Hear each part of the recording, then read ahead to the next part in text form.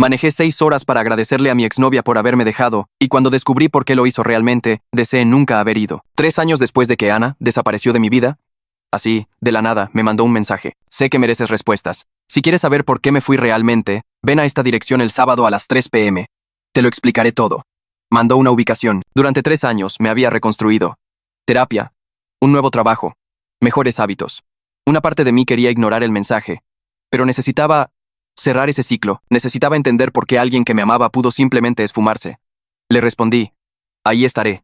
El sábado por la mañana me subí a mi coche y empecé a manejar, ensayando todo lo que le diría. El viaje de 6 horas me dio demasiado tiempo para pensar.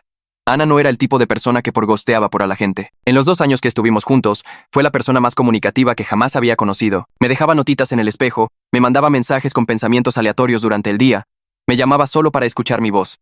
Cuando su abuela murió, habló de cada sentimiento durante horas. Cuando peleábamos, nunca se iba sin que lo resolviéramos. Por eso su desaparición se sintió tan mal.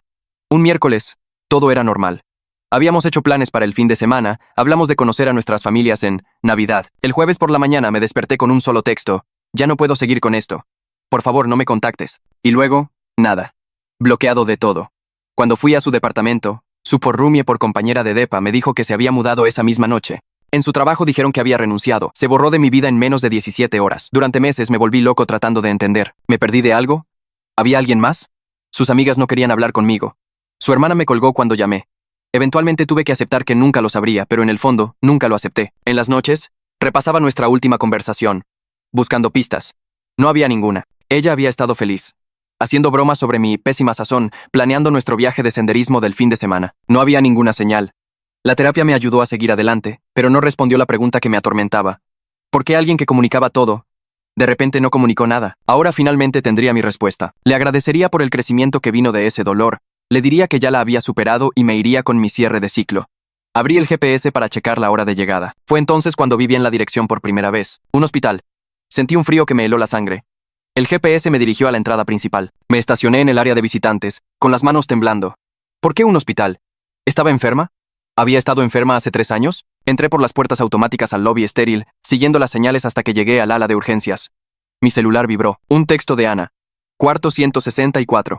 Estoy aquí. Encontré el cuarto 164 al final de un pasillo silencioso. Por la ventanilla, vi a Ana sentada en una silla junto a una cama de hospital. Se veía diferente, más delgada, cansada, más vieja de lo que 3 años deberían haberla hecho ver. Me vio y salió al pasillo, cerrando la puerta detrás de ella. Gracias por venir, dijo. Su voz era apenas un susurro. Ana, ¿qué está pasando? ¿Por qué estamos? Es mi mamá, dijo, señalando hacia el cuarto. Hace 3 años, un tipo empezó a seguirme. Al principio, pensé que estaba paranoica. Luego empezó a dejar notas en mi coche. Fotos de nosotros juntos. Tú y yo. Con tu cara tachada. Amenaza sobre lo que haría si no te dejaba. Sentí un hueco en el pecho. ¿Por qué no me dijiste? Pudimos haber ido a la policía. Fui a la policía. Dijeron que sin amenazas directas contra mi vida, no había mucho que pudieran hacer. Así que me fui para protegerte. Pensé que si desaparecía, te dejaría en paz. Su voz se quebró. Hace 7 semanas se metió a la casa de mi mamá. La dejó en coma. Despertó ayer, pero los doctores dicen que nunca se recuperará por completo. Ana, no te traje aquí para que me agradecieras. Te traje porque la policía por fin lo identificó. Quería que viera su nombre antes de presentar los cargos. Sacó el reporte policial y lo abrió en la última página. Se me heló la sangre. El nombre que me miraba fijamente. Beto ***, mi porrumie. El tipo que se había mudado conmigo hacía 2 años después de responder a mi anuncio en internet. El tipo que me hacía café todas las mañanas y sabía todo mi horario. Las manos de Ana temblaban. ¿Lo conoces? No podía respirar. Vive conmigo. Se me durmieron las manos. El reporte policial temblaba tanto que casi lo tiro. Beto me hace café todas las mañanas. Beto sabe exactamente cuándo me voy al trabajo, cuándo llego a casa, cuándo estoy durmiendo en mi cuarto, a unos 6 metros del suyo. Le di a un acosador acceso total a mi vida entera durante 2 años. Ana me agarró del brazo para que no me cayera, porque mis rodillas empezaron a fallar. Ella estaba llorando ahora. Lágrimas corrían por su cara, diciendo que lo sentía mucho, una y otra vez. Pensó que dejándome me mantendría a salvo. Pensó que si simplemente desaparecía, Beto me dejaría en paz y seguiría con su vida. Pero en lugar de eso, su acosador me encontró de todos modos. Respondió a mi estúpido anuncio en internet. Se mudó a mi departamento. Ha estado durmiendo en el cuarto junto al mío, comiendo conmigo, observándome, aprendiendo todo sobre mi horario, mis hábitos y mi vida. Saqué mi teléfono con manos temblorosas y empecé a marcar el 911. Ana me agarró la muñeca y me detuvo. Dijo que no podíamos llamar a la policía todavía, porque Beto no sabía que ella me había contactado. Beto no sabía que la policía lo había identificado. Si se daba cuenta de que sabíamos quién era, podría huir antes de que pudieran arrestarlo. O peor, podría hacer una locura y lastimar a alguien. Teníamos que esperar al detective con el que ella había estado trabajando. Ya venía en camino al hospital. Quería gritar. Quería subirme a mi coche y manejar lo más lejos posible. Pero me quedé ahí parado en ese pasillo, tratando de respirar, tratando de no vomitar. El detective Morales llegó 30 minutos después. Era un tipo de mediana edad, con ojos cansados y canas. Me dio la mano y dijo que sentía que tuviera que enterarme de esta manera. Explicó que llevaban semanas armando un caso contra Beto. Necesitaban suficiente evidencia sólida para asegurarse de que los cargos se mantuvieran en la corte. No podían arriesgarse a que saliera por algún tecnicismo. El detective me dijo que Beto había estado siguiendo a Ana por 4 años en total. El acoso comenzó 1 año antes de que ella me dejara. Al principio, solo aparecía en lugares donde ella estaba. Luego empeoró con las notas y las fotos. Cuando Ana me porgosteó y desapareció, Beto pareció detenerse por un tiempo, pero en realidad no se detuvo. Solo cambió su enfoque hacia mí después de que perdió el rastro de Ana. Me sentí asqueado. Beto probablemente vio mi anuncio buscando por Rumipor y supo exactamente quién era yo. Respondió a propósito. Se mudó específicamente para vigilarme, para aprender sobre mí, para mantenerse cerca de la vida de Ana, aunque ella ya no estuviera. Cada conversación que habíamos tenido era una farsa. Cada vez que comíamos pizza y veíamos películas juntos era una mentira. Cada mañana cuando me hacía café y me preguntaba por mi día, estaba recopilando información. 2 años de mi vida viviendo con alguien que fingía ser mi amigo mientras en realidad me estaba acosando. El detective Morales dijo que no podía ir a casa. Beto podría saber ya que algo andaba mal. El detective había notado el coche de Beto dando vueltas por el estacionamiento del hospital durante la última hora. Eso significaba que Beto de alguna manera sabía que yo estaba aquí, en este hospital, ahora mismo. La cara de Ana se puso pálida. Dijo que Beto debió haber puesto un software por de rastreo en mi teléfono o en mi coche. El detective me dijo que apagara mi teléfono inmediatamente. Fuimos al estacionamiento subterráneo y revisó mi coche. Le tomó menos de 5 minutos encontrar un pequeño rastreador GPS pegado debajo de la defensa trasera. Beto había estado rastreando mi ubicación todo este tiempo. Sabía a dónde iba. Probablemente me rastreó en el viaje de 6 horas hasta aquí esta mañana. La policía nos movió a un cuarto seguro en el interior del hospital mientras averiguaban qué hacer. Ana se sentó a mi lado y tomó mi mano. Dejé que la sostuviera, aunque no sabía qué sentía sobre tenerla de vuelta en mi vida de esta manera. Estaba demasiado asustado para pensar en nuestra relación o en los últimos 3 años o en cualquier cosa excepto en el hecho de que Beto sabía dónde estaba. El detective Morales regresó después de hablar con otros oficiales.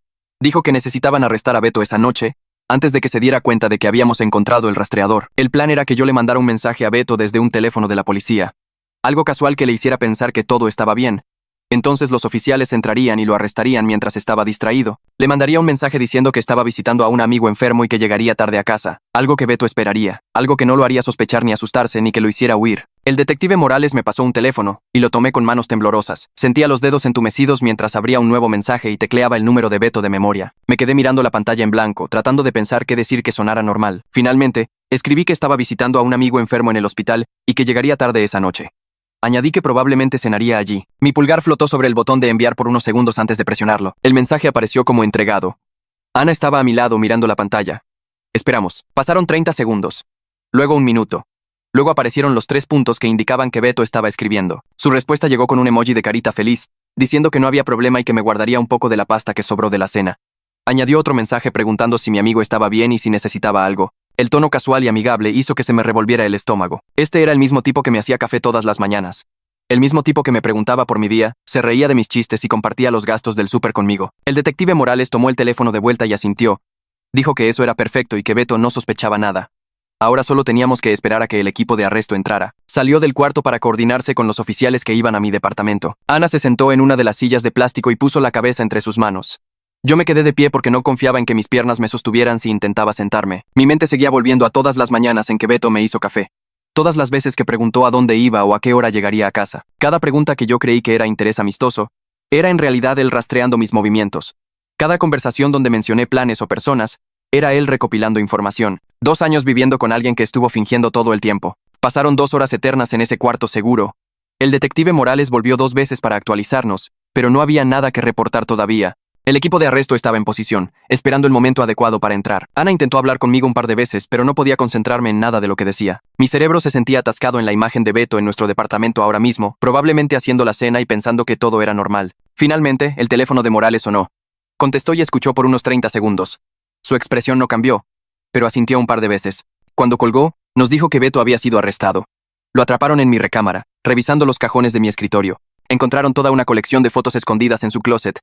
Algunas eran fotos mías, dentro de nuestro departamento. Algunas fueron tomadas mientras yo dormía. Tuve que agarrarme del respaldo de una silla para mantenerme en pie. Sentí que el cuarto se inclinaba. Ana hizo un sonido como si le hubieran dado un puñetazo. El detective Morales siguió hablando con su voz calmada y profesional, explicando que estaban procesando la escena y recolectando evidencia. Encontraron cuadernos también, con información detallada sobre mi horario y mis hábitos. Todo fue fotografiado y catalogado para el caso. Me sentí físicamente enfermo al oír lo de las fotos mías durmiendo. Eso significaba que Beto entraba a mi cuarto mientras yo estaba inconsciente y vulnerable, y me tomaba fotos. ¿Cuántas veces lo había hecho? ¿Cuántas noches estuve dormido pensando que estaba a salvo en mi propia casa, mientras él estaba parado junto a mí con una cámara? Ana me agarró la mano y la apretó fuerte. Seguía diciendo que lo sentía mucho, una y otra vez. Dijo que todo esto era su culpa. No podía procesar si la culpaba o no. Todo se sentía demasiado grande y abrumador como para pensar en culpas. Solo seguía viendo la sonrisa amigable de Beto en mi cabeza y sintiéndome asqueado de que todo hubiera sido falso. Cada interacción durante 2 años había sido una mentira. No era mi porrumie por ni mi amigo. Era un acosador que se mudó a mi casa a propósito para vigilarme y controlar mi vida. El detective seguía hablando, pero no podía enfocarme en sus palabras. Mi cerebro se sentía lleno de estática. Morales dijo que tendría que ir a la estación de policía mañana para dar una declaración formal. También tendría que identificar mis pertenencias que Beto tenía en su posesión para probar que eran mías. Pero por esta noche, me pondrían en un hotel bajo protección policial. Necesitaban asegurarse de que Beto no pudiera pagar la fianza y venir por mí. Solo asentí. No sabía qué más hacer. Ana preguntó si podía quedarse conmigo porque tenía miedo de que Beto de alguna manera saliera y viniera por ambos. El detective Morales la miró por un segundo y luego aceptó que era más seguro si nos quedábamos juntos. Dijo que asignaría a un oficial para protegernos y que el oficial se quedaría afuera de nuestro cuarto de hotel. Lo seguimos fuera del hospital por una salida trasera. Había una patrulla sin insignias esperándonos. El viaje al hotel tomó unos 20 minutos. Ni Ana ni yo dijimos nada en todo el camino. El oficial que manejaba no intentó sacar plática. Llegamos a un hotel cerca de la autopista. El detective Morales nos acompañó adentro y nos registró bajo nombres falsos. Me dio la llave del cuarto y dijo que el oficial de protección llegaría en 1 hora. Nos dijo que no saliéramos del cuarto y que lo llamáramos de inmediato si algo se sentía mal. El cuarto de hotel era genérico y simple, con 2 camas y un baño pequeño. Ana y yo entramos y nos quedamos parados ahí por un minuto. Era la primera vez que estábamos solos en 3 años. El silencio se sentía pesado e incómodo. Había tanto que decir, pero no sabía por dónde empezar. Ana se sentó en una de las camas. Yo me senté en la otra. Ambos nos quedamos mirando la alfombra fea. Finalmente ella preguntó en voz baja si la odiaba por haberse ido de la manera en que lo hizo. La miré. Se veía exhausta y asustada, y más pequeña de lo que recordaba. Le dije honestamente que no sabía lo que sentía. Una parte de mí entendía que estaba tratando de protegerme, pero otra parte estaba enojada porque no confió en mí lo suficiente para decirme la verdad. Pudimos haber enfrentado esto juntos. En lugar de eso, sacrificó 3 años de nuestras vidas y la seguridad de su madre. Dije que necesitaba tiempo para procesar todo, porque ahora mismo estaba demasiado abrumado para saber qué sentía sobre cualquier cosa. Ana empezó a llorar, no un llanto fuerte y dramático, sino lágrimas silenciosas corriendo por su cara. Dijo que había pensado lo mismo 1000 veces en los últimos 3 años. Explicó que cuando fue a la policía en ese entonces, le dijeron que los acosadores a menudo se vuelven más peligrosos cuando los confrontan. Dijeron que involucrarme podría ponerme en mayor riesgo. Estaba aterrorizada de que Beto me lastimara si me decía lo que estaba pasando, así que pensó que cortar por lo sano y desaparecer por completo era la única forma de mantenerme a salvo. Pensó que si simplemente se esfumaba de mi vida, Beto perdería interés y seguiría adelante. Nunca imaginó que él me encontraría de todos modos. Nunca pensó que me rastrearía y se mudaría a mi departamento. Su voz se quebró cuando habló de su madre. Dijo que había sido tan cuidadosa durante 3 años, mudándose y cambiando de trabajo y mirando sobre su hombro constantemente. Pero Beto aún así encontró a su mamá. Aún así lastimó a su mamá. Y ahora su mamá nunca se recuperaría por completo. No supe qué decir a eso, así que solo me quedé sentado. Hablamos casi toda la noche. Ana me contó todo lo que pasó después de que se fue. Se mudó 4 veces en 3 años. Cambió de trabajo 2 veces. Vivió con un miedo constante, siempre atenta a Beto, siempre preguntándose si la encontraría.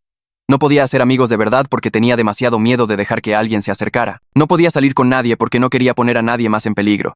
Básicamente puso toda su vida en pausa, tratando de mantenerse a salvo. Mientras tanto, Beto había estado en mi departamento todo el tiempo. Había estado viviendo a 6 metros de mi recámara fingiendo ser un tipo normal, fingiendo ser mi amigo, solo esperando su oportunidad, esperando encontrar a Ana de nuevo, o esperando para hacerme algo a mí. Le conté a Ana sobre los últimos 2 años viviendo con él, lo normal que parecía todo, cómo siempre era amigable y servicial, cómo nunca hizo nada que pareciera raro o incorrecto. Ella dijo que eso era lo que lo hacía tan aterrador. Beto era bueno fingiendo, bueno para mezclarse, bueno para hacer que la gente confiara en él. Por eso la policía no pudo hacer nada hace 3 años. Nunca hizo amenazas directas. Nunca hizo nada obviamente ilegal hasta que atacó a su mamá.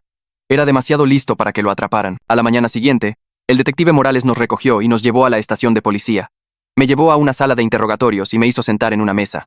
Una cámara en la esquina grababa todo. Me pidió que describiera los últimos 2 años viviendo con Beto con el mayor detalle que pudiera recordar. Empecé a hablar sobre cómo Beto respondió a mi anuncio en internet buscando por Rumi, cómo sus referencias parecían estar en orden y parecía normal y amigable, cómo se mudó y desarrollamos lo que yo pensé que era una amistad real. Describí todas las veces que hizo preguntas sobre mi día, sobre mi trabajo, sobre mis relaciones, sobre mi pasado, sobre mis planes. Todo lo que yo pensé que era solo interés de un porrumie por amigable era en realidad él vigilándome, aprendiendo todo sobre mí. El detective Morales tomó notas mientras yo hablaba.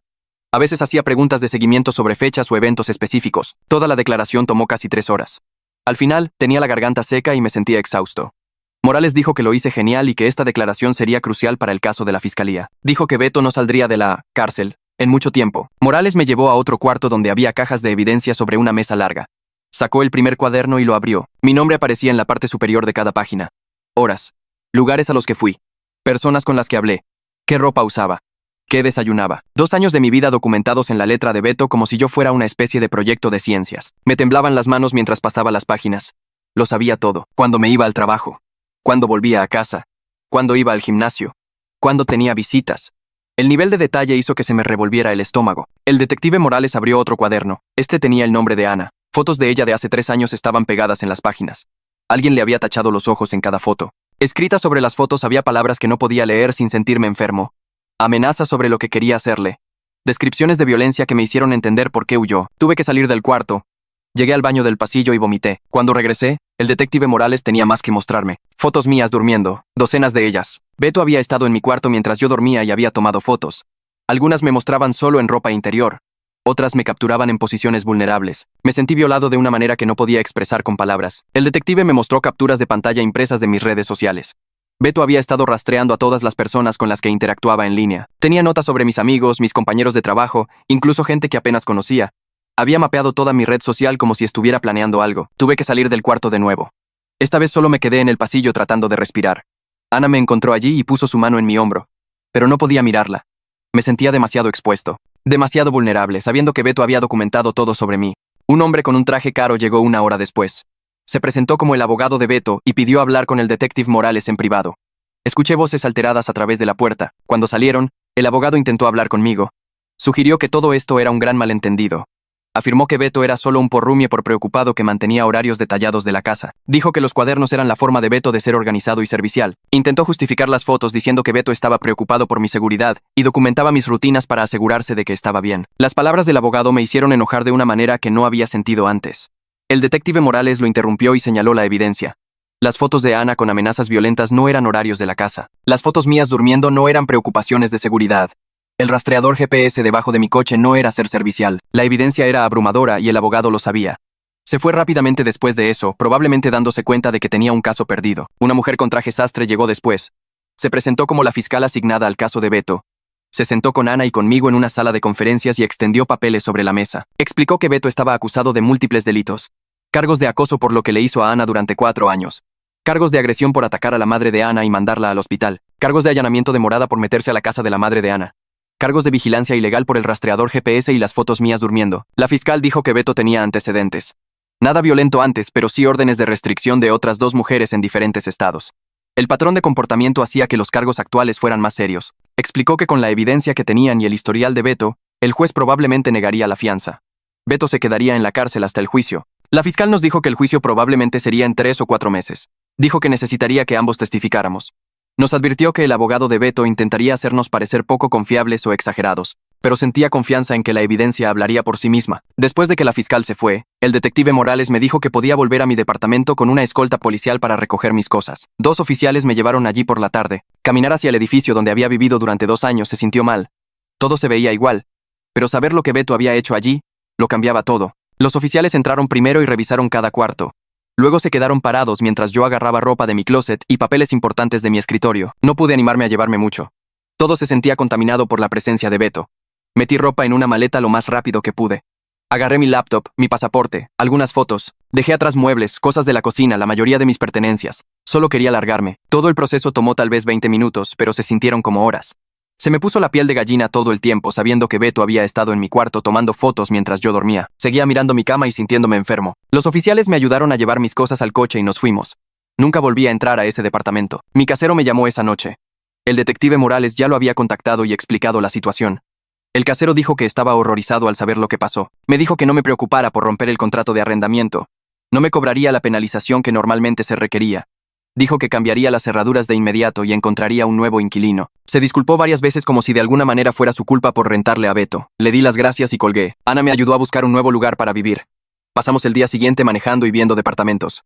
Necesitaba un lugar que se sintiera seguro, un lugar donde Beto no pudiera encontrarme, incluso después de que eventualmente saliera de prisión. Encontramos un edificio al otro lado de la ciudad con cámaras de seguridad en el lobby y un portero que revisaba a todos los que entraban. El departamento era más pequeño que mi antiguo lugar y costaba más, pero no me importó. Firmé el contrato ese mismo día. Ana me dijo que su madre fue trasladada a una casa de cuidados a largo plazo. El hospital dijo que su madre estaba lo suficientemente estable como para irse, pero que necesitaría atención constante. El daño cerebral por el ataque de Beto significaba que ya no podía vivir de forma independiente. Ana planeaba quedarse en la zona para estar cerca de su madre y para testificar en el juicio de Beto. Durante las siguientes semanas, Ana y yo pasamos mucho tiempo juntos. Íbamos por un café y hablábamos de lo que pasó. Salíamos a caminar e intentábamos procesar todo. Se sentía extraño estar cerca de ella de nuevo. Era familiar, pero también como una persona completamente diferente a la que conocí hace 3 años. Ambos estábamos lidiando con el trauma e intentando apoyarnos mutuamente. A veces nos sentábamos en silencio porque había demasiado que decir. Otras veces hablábamos durante horas de todo y de nada. Estábamos volviendo a conocernos, pero como personas diferentes, moldeadas por el dolor y la supervivencia. Empecé a ir a terapia de nuevo. Mi antiguo terapeuta me recomendó a alguien que se especializaba en víctimas de acoso y violaciones de la privacidad. La nueva terapeuta me ayudó a entender que lo que hizo Beto no fue mi culpa. Explicó que los depredadores como Beto son hábiles en la manipulación, saben cómo parecer normales y confiables. Estudian a sus objetivos y aprenden exactamente cómo mezclarse en sus vidas. Dijo que no podría haberlo sabido porque Beto era bueno ocultando quién era realmente. Las sesiones de terapia ayudaron, pero todavía me sentía violado cada vez que pensaba en esos cuadernos y fotos. Ana visitaba a su madre todos los días en la casa de cuidados. A veces yo iba con ella. Su madre tenía días buenos y días malos. Algunos días reconocía a Ana y podía mantener una conversación. Otros días no sabía dónde estaba o quién era Ana. El daño cerebral afectó su memoria y función cognitiva de maneras que nunca sanarían por completo. Ver a Ana lidiar con ese duelo fue difícil. Se sentaba junto a la cama de su madre y le hablaba incluso cuando su madre no respondía. Le contaba historias de su vida juntas y le mostraba fotos en su teléfono. A veces su madre sonreía o apretaba la mano de Ana. Otras veces solo miraba fijamente a la pared. Ana nunca se quejó ni se frustró. Simplemente seguía yendo todos los días. El detective Morales me llamó 6 semanas después del arresto de Beto. Dijo que Beto había intentado contactarme a través de un tercero. Alguien que Beto conocía había llamado a mi antiguo número de teléfono y había dejado un mensaje pidiéndome que hablara con Beto. El mensaje violaba la orden de restricción que la corte había emitido. Morales dijo que esto era serio. El juez revocó la fianza de Beto permanentemente. Beto fue trasladado a una instalación de mayor seguridad con monitoreo más estricto. El detective me dijo que Beto se estaba alterando cada vez más a medida que se acercaba la fecha del juicio. Había estado portándose mal en la cárcel, metiéndose en peleas con los guardias, negándose a cooperar con su abogado. El detective dijo que esto en realidad ayudaba al caso de la fiscalía porque mostraba la verdadera naturaleza de Beto, pero también significaba que debíamos tener mucho más cuidado con nuestra seguridad. 2 semanas después, la fiscal nos llamó a su oficina en el centro para prepararnos para el juicio. Era una mujer de unos 40 años, con cabello castaño corto, que extendió fotos y documentos sobre la mesa de conferencias entre nosotros. Explicó que el abogado defensor de Beto intentaría hacerlo parecer mentalmente enfermo en lugar de criminal. Argumentarían que no podía evitar su comportamiento debido a algún trastorno, pero ella dijo que los cuadernos probaban que Beto planeó todo cuidadosamente durante años. El rastreador GPS, las fotos, la forma en que respondió a mi anuncio de departamento a propósito, todo demostraba que sabía exactamente lo que estaba haciendo y tomó la decisión de hacerlo de todos modos. Nos dijo que el juicio sería difícil. El abogado de Beto intentaría hacer que Ana pareciera paranoica y que yo pareciera ingenuo. Sugerirían que malinterpretamos sus acciones o las hicimos parecer peores de lo que eran, pero la evidencia era sólida. El ataque a la madre de Ana fue brutal y no podía justificarse. Nos preguntó si estábamos listos para testificar y enfrentar a Beto en la corte. Ana apretó mi mano debajo de la mesa y dijo que sí. Yo asentí, aunque sentía el estómago revuelto solo de pensar en sentarme en el mismo cuarto que él. 3 meses después del arresto de Beto, el juicio finalmente comenzó. El juzgado era viejo, con techos altos y bancas de madera que rechinaban cuando te movías. Ana tuvo que testificar primero porque la fiscal quería que el jurado escuchara sobre el acoso antes que nada. Me senté en la galería y la vi caminar hacia el estrado. Llevaba un vestido azul y mantenía las manos juntas en su regazo. La fiscal le pidió que describiera cuándo comenzó el acoso. Ana explicó sobre las notas en su coche hacía 4 años. Luego las fotos de nosotros juntos con mi cara tachada. Las amenazas diciendo que me lastimaría si ella no se iba. Su voz se mantuvo firme, incluso cuando habló de ir a la policía y de que le dijeran que no podían hacer mucho sin amenazas directas a su vida. Describió la decisión que tomó de por gostearme para mantenerme a salvo. Cómo se mudó 4 veces y cambió de trabajo 2 veces tratando de alejarse de él. El abogado de Beto se puso de pie para el contrainterrogatorio. Le preguntó si alguna vez vio realmente a Beto siguiéndola en ese entonces. Ana dijo que no, pero que tenía las notas y las fotos. Él sugirió que tal vez ella estaba estresada y exagerando coincidencias. La fiscal objetó y el juez le dijo que continuara. Las manos de Ana temblaban. pero su voz no flaqueó cuando respondió sus preguntas. Luego fue mi turno de testificar. Caminar hacia el estrado se sintió como moverse bajo el agua. Podía sentir los ojos de Beto sobre mí desde la mesa de la defensa, pero no lo miré. La fiscal me pidió que describiera los 2 años viviendo con Beto. Le dije al jurado lo normal que parecía. Cómo hacía café todas las mañanas y preguntaba por mi día. Cómo veíamos películas juntos y ayudaba con las tareas del hogar. Parecía un tipo normal y un buen porrumi. Luego me preguntó cómo me sentía al saber la verdad. Tuve que detenerme y respirar antes de poder responder. Dije que sentí que mi hogar había sido violado. Como si cada momento privado durante 2 años hubiera sido en realidad vigilancia. La fiscal mostró al jurado algunas de las fotos que Beto tomó de mí durmiendo. Describía encontrarlas en la evidencia policial. Varios miembros del jurado apartaron la vista de la pantalla, visiblemente perturbados. Una mujer en la primera fila se tapó la boca con la mano. El abogado de Beto preguntó si Beto alguna vez me amenazó o actuó violentamente hacia mí. Dije que no, pero que eso no cambiaba lo que hizo. El abogado intentó sugerir que Beto era solo una persona solitaria que quería amistad. Dije que los amigos no se fotografían en secreto mientras duermen ni se rastrean con dispositivos GPS. La fiscalía pasó el día siguiente presentando evidencia. Mostraron los cuadernos con páginas de detalles sobre mi horario y hábitos. Beto había escrito a qué hora me iba a trabajar todos los días, qué desayunaba, cuándo me iba a dormir. La fiscal mostró las fotos en una pantalla grande. Fotos mías durmiendo. Fotos mías en mi departamento. Fotos tomadas a través de la ventana de mi habitación desde afuera. Presentaron el rastreador GPS que estaba pegado debajo de mi coche. Luego, los médicos de la madre de Ana testificaron sobre sus heridas. Describieron la fractura de cráneo y el daño cerebral por el ataque. Explicaron que nunca recuperaría por completo su memoria o función cognitiva. El abogado defensor argumentó que Beto estaba obsesionado, pero no era peligroso. Dijo que el ataque a la madre de Ana fue un incidente aislado causado por una enfermedad mental, no por intención criminal. Pero la fiscal sacó a relucir las amenazas que Beto hizo en sus notas sobre lastimar a las personas que se interpusieran entre él y Ana. La evidencia de planificación y premeditación estaba por todas partes en esos cuadernos. Al cuarto día, el abogado de Beto cometió un gran error al dejarlo testificar. La fiscal nos había dicho que la mayoría de los abogados defensores mantienen a sus clientes fuera del estrado porque generalmente sale mal, pero Beto insistió en que quería contar su versión. Llevaba traje y parecía tranquilo cuando se sentó. Su abogado le pidió que explicara su relación con Ana. Beto dijo que la amaba y que solo quería protegerla de la gente que no la entendía. Dijo que se hizo mi amigo para mantenerse cerca de su recuerdo después de que ella se fue. La forma en que hablaba de Ana hizo que se me erizara la piel. Usaba palabras como mía y me pertenecía, como si ella fuera un objeto de su propiedad. Cuando la fiscal lo contrainterrogó, le preguntó por qué atacó a la madre de Ana. Beto dijo que fue allí para buscar información sobre dónde se había mudado Ana. Afirmó que la madre de Ana lo atacó primero y él se defendió. Pero la evidencia médica mostraba que la madre de Ana fue golpeada por la espalda. La fiscal le preguntó si se arrepentía de sus acciones. Beto dijo que lamentaba que Ana se hubiera asustado y ya no quisiera hablar con él. No mencionó el daño cerebral que causó ni los 3 años de miedo. Varios miembros del jurado negaban con la cabeza.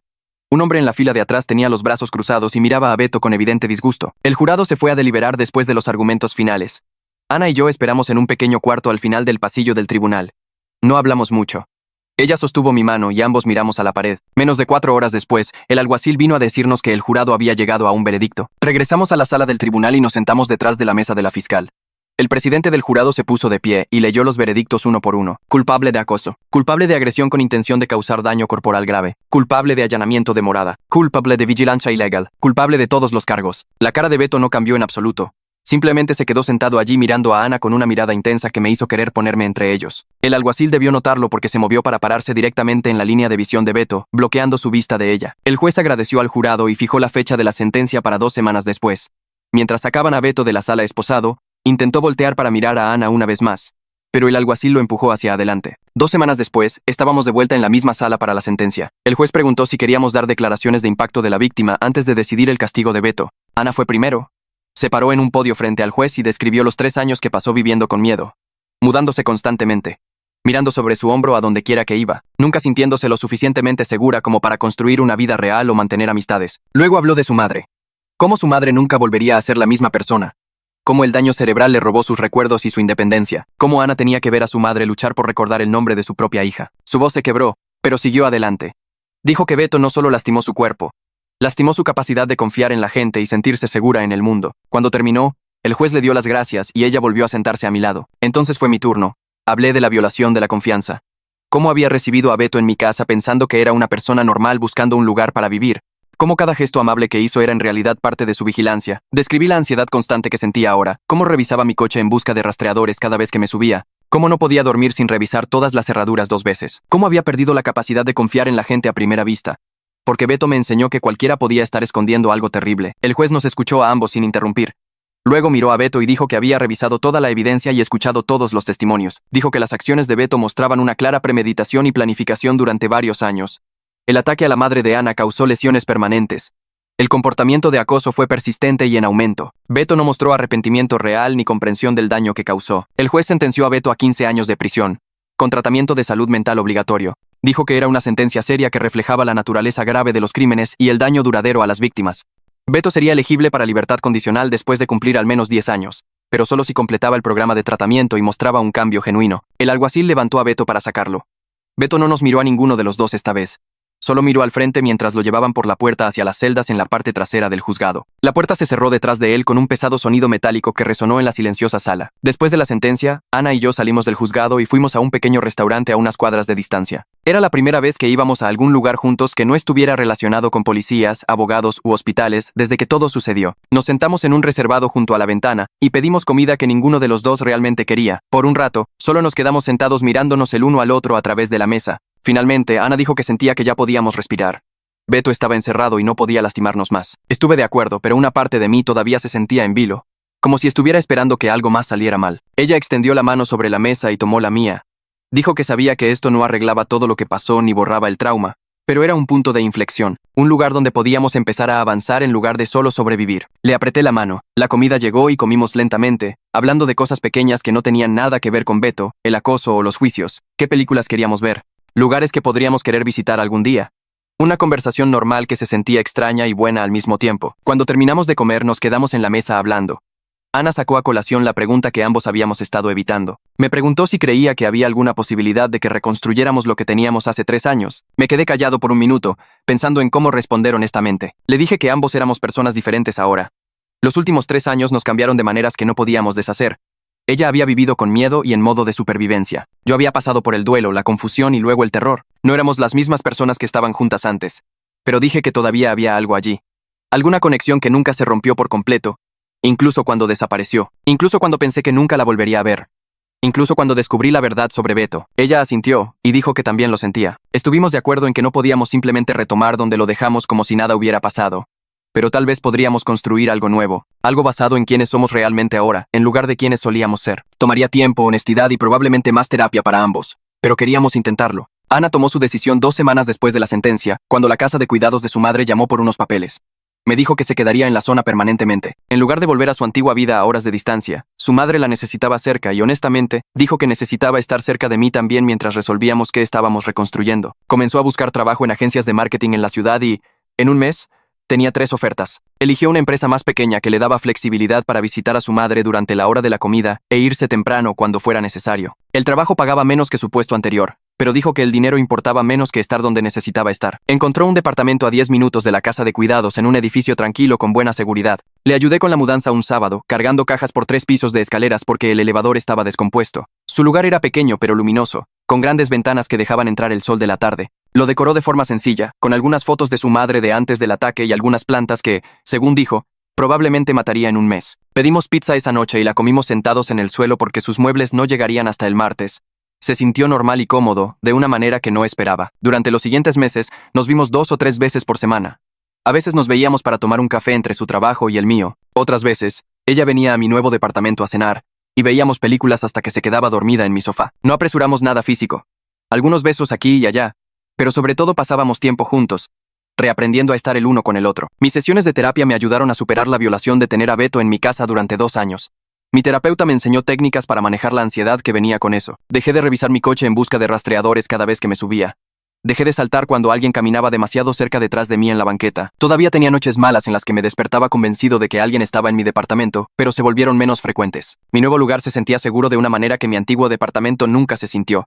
Incluso antes de saber lo de Beto, había elegido un edificio con un portero que revisaba identificaciones y cámaras de seguridad en cada pasillo. Instalé cerraduras adicionales en mi puerta y un timbre con video que enviaba alertas a mi teléfono. Compré cortinas opacas para que nadie pudiera ver el interior desde la calle. Estas medidas me ayudaron a dormir mejor por la noche, sabiendo que había tomado medidas reales para protegerme. Empecé a sentirme más consciente de mi entorno de una manera saludable, en lugar de estar paranoico. Notaba cuando alguien me seguía demasiado de cerca, o cuando un coche daba la vuelta a la manzana 2 veces. Pero no dejaba que esa conciencia controlara mi vida como el miedo había controlado la de Ana durante 3 años. 6 meses después del juicio, Ana sugirió que hiciéramos un viaje de fin de semana juntos. Había encontrado una cabaña en alquiler a 3 horas al norte, cerca de un lago donde podíamos hacer senderismo y desconectarnos de todo. Estaba nervioso por estar tan lejos de la ciudad y tan aislado, pero también sabía que necesitábamos crear nuevos recuerdos que no estuvieran conectados con juzgados y hospitales. Manejamos un viernes por la tarde con una hielera llena de comida y una bolsa de juegos de mesa que Ana insistió en que sí jugaríamos. La cabaña era pequeña y rústica, con una estufa de leña y un porche con vistas al agua. Ese fin de semana, caminamos unos 8 kilómetros, por bosques que olían a pino y lluvia. Cocinamos juntos en la pequeña cocina y jugamos cartas por la noche mientras la lumbre crepitaba. Hablamos de cosas que no tenían nada que ver con Beto, el acoso o el trauma. Ana me contó sobre un compañero de trabajo que llevaba a su perro a la oficina y cómo eso hacía más felices a todos. Le conté sobre un proyecto en el trabajo que me entusiasmaba y que podría llevar a mayores oportunidades. Nos reímos de chistes tontos, quemamos los hotcakes el sábado por la mañana y nos quedamos dormidos en el sofá viendo una película que a ninguno de los dos nos importaba. Fue sanador simplemente ser normales juntos, sin el peso de todo lo que pasó presionándonos. Ana visitaba a su madre 3 veces por semana en la casa de cuidados. Algunos días, su madre la reconocía y se sentaban juntas a ver álbumes de fotos antiguos. Otros días, su madre pensaba que Ana era su hermana que había muerto 20 años atrás, o no la reconocía en absoluto. Los médicos dijeron que esto era normal para el tipo de lesión cerebral que había sufrido. Habría días buenos y días malos, pero nunca recuperaría por completo a la persona que era antes de que Beto la atacara. Ana luchaba con el duelo de perder a su madre, aunque su madre seguía viva.